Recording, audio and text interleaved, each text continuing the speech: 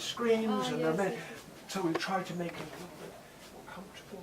Они, короче, взяли традиционные дома, разобрали их, привезли сюда и снова здесь их собрали, только добавив немножко, ну, современности, да, чтобы там вот эти сетки повесили, все такое.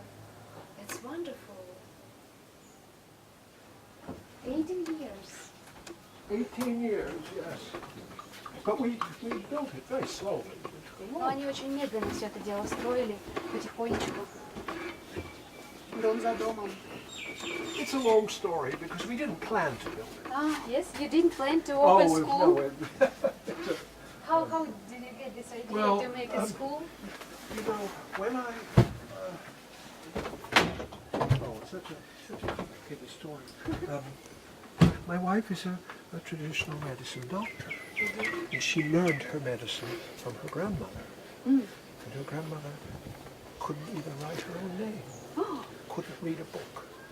And in my wife's childhood, you met my wife, she didn't have a road or electricity, and she went to school just from the age of 8 until the age of 11. That's all.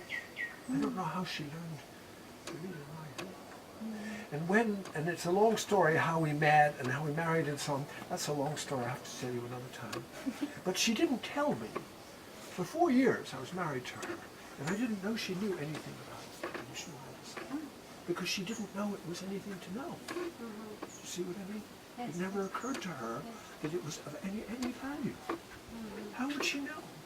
She thought it was something simple, something from the village. Nature. So she didn't tell me. And then when she went back to school, when we got married, I was at Chiang Mai University, and she went and studied it. When I first met her, she could add and subtract, and she could multiply. Not very well, but she could. She couldn't do long division. And she'd never heard of the decimal system. 1.3, she'd never heard of it. She grew up with feeding inches. Amazing. So she went back to school, she was 37, 38. She went back to school and she learned decimals. She learned about geography. She didn't know whether Beijing was over there or New York was over there. How would she know?